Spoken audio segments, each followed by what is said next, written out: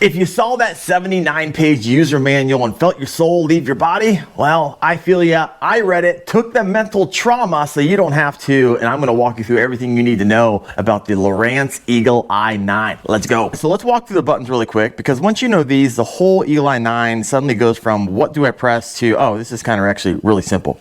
And remember, this is not a touchscreen, and honestly, it kind of makes sense for that price point, right? Touchscreens love to freak out when they're wet, and if you fish, everything is always getting wet. Your hands, your unit, your paddle, half your deck, it's all wet. This is going to be the power button right here. It's going to do three things. It's going to turn the unit on and off, and if you just touch it and kind of tap it, it's going to give you your system controls. And the third thing it does is you can actually go through different types of brightness modes. And so power button does three things for you.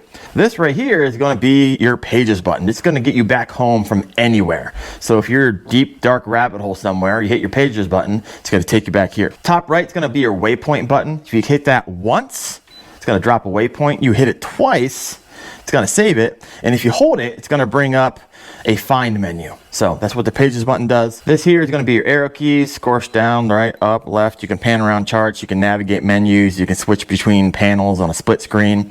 This is going to be your enter button. It's going to select things, confirm things, maximize the panel. This X is going to be your exit button, right? It's going to back out to the previous screen. If you press too many things, this is your escape hatch. So if you're deep into a settings, right, you can just start backing out. So this plus and minus button is going to do things for you. So I'm going to hit enter on a chart, and it's going to allow you to zoom in. It's going to allow you to zoom out. And what a lot of people don't know, if you push both of these together, it is going to create for you a MOB, a man overboard.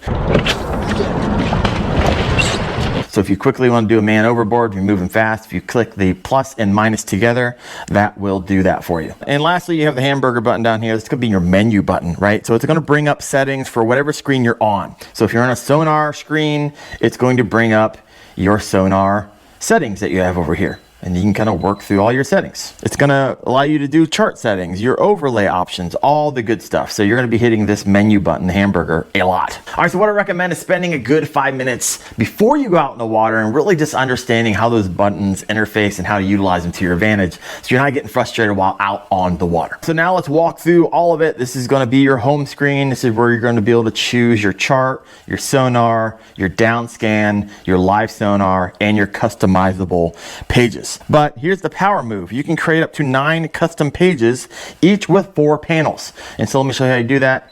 You go down to add a page, and let's say you want live sonar, and you want DownScan, and you want, let's go up here to sonar. And then you can choose the layout. I want this layout. Hit enter. And then once you like it, you hit save. And that is going to give you the visibility of 3 different panels. You can do up to 4 if you want to. So now it saves it for the next time you come in, you hit your pages, and it is right there. Hit your enter button, and it's going to show you. So this is where you can make this unit your own. So now let's head over to charts. Hit the enter button, and now we're in the charts. So if you're newer to electronics, think of this as your GPS map for the water, right? It helps you see where you're at, where you've been, where you want to go. And you don't have to be a tournament angler to use this. Super simple once you know what you're looking at. So the chart screen, when you open this up, it's going to show you your boat symbol right there in the middle of that black thing. It's going to show you the map of the lake, your depth lines, your islands, your points, your channel structure. Up here is going to be your little arrow north. And you can use zoom controls to hop in here. So if you ever wondered why, like, hey, why are those boats out there in the middle of the lake? Like just fishing, what it doesn't seem to be anything. So you can zoom in. They're likely fishing one of these channels, which is like an underwater highway for bass. And so if you wonder what they're out there doing, they have this technology, and this is what they are doing. So you can zoom in and zoom out. It's going to show you, oh yeah, this stuff's perfect right here. All the bait fish go through these little channels here. My gosh, money. Then you get up into here, and you'll see a lot of anglers fishing here. This is all underwater stuff that if you've never had electronics before, you're not going to be able to see. And so this is going to be a massive advantage for you. So this is your water roadmap, right? It helps you get oriented. It helps you avoid getting turned around, especially on big lakes. And the Eagle Eye 9 comes with inland charts. So on your screen, you can mark waypoints. Boom, there you go. It's going to mark that. Next time you kind of roll over it, it'll show you what that is. You can create routes, you can record trails, you can zoom, you can pan. So if you fish new lakes a lot or you're tournament fishing, this turns this unit into a full-on navigational tool.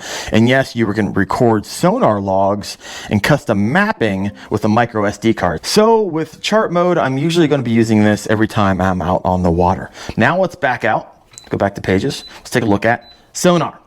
All right, so traditional CHIRP is your classic sonar view. This is the one most anglers know and trust, right? Simple, reliable, gives you that great big picture look of what's happening under the kayak. And CHIRP is really like, it's ideal for reading that bottom hardness, identifying those bait balls, spotting those classic fish arches, reading depth transitions, and really open water scanning before fishing to live views. And so there's a lot of different customization you can do this. Just go ahead and hit your menu once you're in the sonar view. And this is auto mode, but if I hit enter, I can change this in custom and do ice fishing. Go down to more options here. It's going to give you the ability to do some A-scope. So the A-scope is going to give you that real-time vertical column on the right side of the screen, and it shows you those instant returns. What's happening right now directly under your vessel. So think of it as your like live alarm system for fish moving through the beam. But let's be honest, you'll likely not be using A-scope because you bought this unit for live sonar. But let's say you decide you want to take it ice fishing or whatever, and that's just something you're really confident in. It has that available. So I'm going to turn that off. It's going to give you a variety of different, I think 14 different color palettes here that you can utilize. It's going to help your eyes separate bait from game fish, see individual targets more clearly, read bottom hardness. It's going to help improve visibility depending on the watercolor or sunlight. A lot of it's like preference to your eyeballs, but you know, bright palettes on cloudy days, darker palettes in the bright sun, but try several to see what your eyes pick up best. Next, head back. You can do fish ID. And so fish ID, it's going to give you a variety of different options. You can do symbols. It's going to show you actual fish symbols. You can do just depth. You can see what depth those fish are at, or I don't know why you wouldn't just do both. Right? And so it's not as precise as reading the raw sonar returns, but it can be helpful if you're learning the unit or want quick identification when you're scanning fast. So now let's talk structure imaging. This is a part of the Eagle Eye 9 that gives you that photo-like look of what's underneath your vessel. So DownScan imaging is going to show you those rocks, and show those logs, those brush piles, those grass lines, those bottom transitions. This is where the picture really starts to make sense visually. But you can also turn on FishReveal, which is on right now. So FishReveal overlays CHIRP style fish targets directly onto your DownScan image. You'll see the structure, you'll see the fish, and you'll see how they relate to one another all at once. So this makes interpreting your screen way easier, especially if you're newer to sonar and you want that fast read without thinking really too hard. Additional tools you can turn on here. Inside the DownScan menu, you can customize the view even more. You can do range. I just like keeping it on auto. But if you go down here to more options, it's going to allow you to do the FishReveal, which is on, or you can turn that off if you don't want it. But you can see kind of fish relating to the DownScan image. And something I actually like putting on is range lines. So these lines are going to make it really easier to understand how tall the structure is, how deep the fish are, how far fish sit above whatever that particular cover or structure may be. And if you're fishing brush piles or steep drops, range lines are really incredibly helpful. Now let's hop into live sonar. All right, so this is the good stuff. So you're going to get some options here. Let's go ahead and switch this over here. Let's go to forward first. All right, so this is going to be forward, and this is going to be the transducer.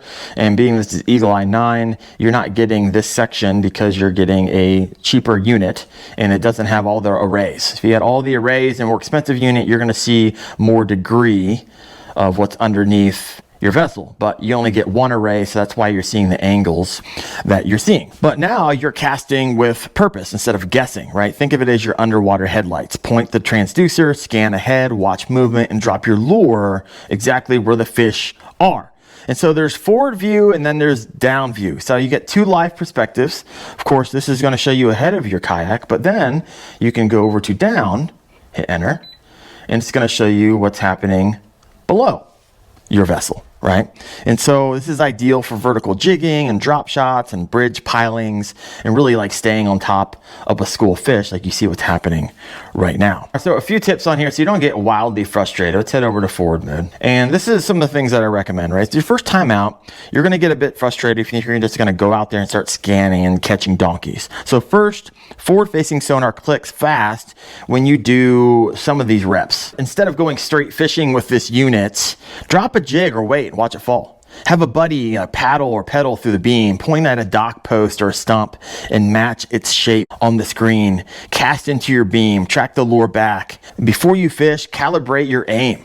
Right? Point at a buoy or a fixed object, find it on the screen, lock that angle into your brain, move back 20 feet, move back 40 feet, move back 60 feet, and see what that looks like on your screen. And once you do this, your cast accuracy and your forward-facing confidence are going to skyrocket. So do not skip that step. All right, so now that you know what both of these views are really good for, let me walk you into some key live sonar settings, right? We're gonna talk about the contrast, the noise rejection, the surface clarity. And these settings are really going to make the biggest difference in how clean and usable your live sonar view looks.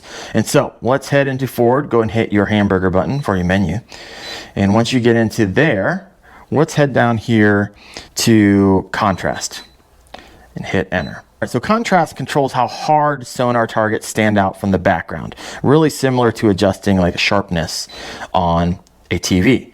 Now this is in sim mode, so it's not gonna, I don't think it's gonna change this up for me because it's not live. But the lower the contrast, you're gonna get a softer image and more blending. The higher the contrast, fish and structure are gonna pop harder. So your goal here by kind of adjusting this is to find that clean, defined image without blowing out bright returns. So if your screen looks flat or it's washed out, it's almost always a contrast issue. So head in here and you can adjust the contrast. Now let's talk about noise rejection. So what noise rejection is going to do, it's going to filter out that electrical interference, right? The sparkles, the flickers, the random clutter caused by things like, you got motors and voltage drops and cheap wiring and connectors and shared power, pumps, accessories, all that stuff. On screen, noise looks like static or like faint diagonal lines. And so you're going to get an option here for off, low, medium, and high. And these are just going to be filters, right?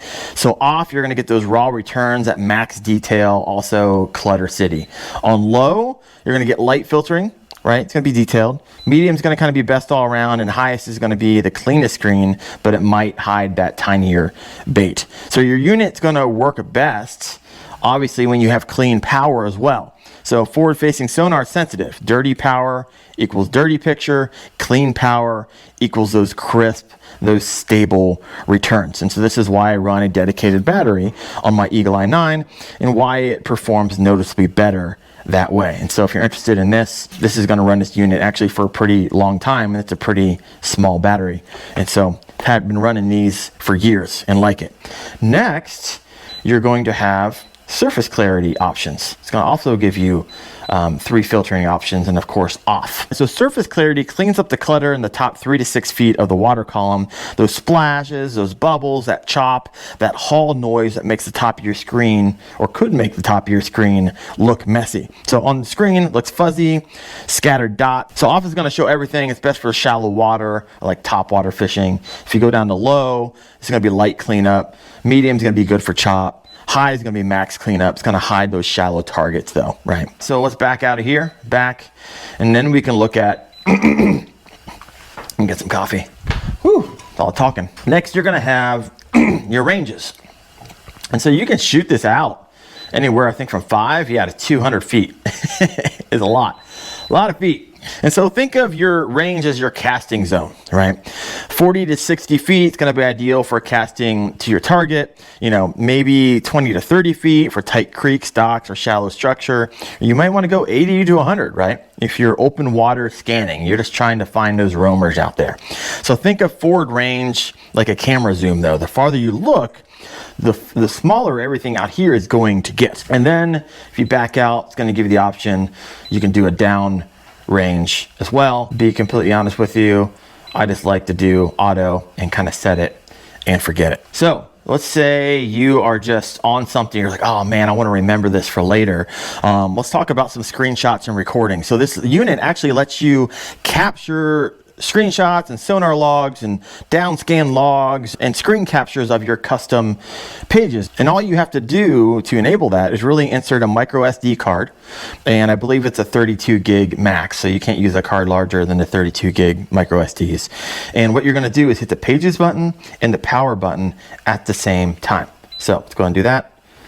Screenshot captured. And that, my friend, is the Eagle Eye 9. It's simple, it's clean, it's affordable for forward-facing sonar. You don't need modules, you don't need networking. It's going to have forward live, it's going to have down live, it's going to have DownScan, it's going to have CHIRP, it's going to have FishReveal. It's perfect for that angler who wants that forward-facing sonar but doesn't want to have to build a spaceship. But the things to keep in mind, you can only use a transducer that is built for the Eagle Eye 9. And the trade-off is there is no side scan. And so that's one of the things you're giving up, and you actually find in the triple shot on the Eagle series is you're going to get that side scan as an option on the 7-inch and as just standard on the 9-inch Eagle. But when you move up to the Eagle Eye 9, you get live, but the trade-off is you lose side scan. But pound for pound, if you're an angler who wants to get into live sonar without spending a crap ton of money, there's not a lot of options out there for you other than this. And we just came through the Black Friday deals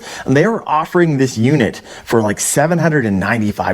I have a bunch of kayaks, you might be able to see them behind me, and so I'm using the Yak Attack mount. I'll throw the link in the description. I'll throw the link in the description for this battery. It's a really easy plug and play. And also you're going to need some type of pole to mount your transducer on. I'm using right now the Railblaza Hex 30. So I'll throw the links to all that stuff in the description below. But if you're shopping around for a fish finder, you're like, hey, you know what, I'm not at that $800 range. You're more like the budget fish finder, especially when you add all the accessories you need to make it work. Well, I got a great video for you. It's going to be the Garmin Striker 4, the one that I recommend for an entry-level fish finder. They actually make 4 different models. You can check that video out right there. And then something more mid-range that I've been using for years is the Garmin UHD 93 SV, and you can check out that review right there. Thanks for watching, guys. I'll see you.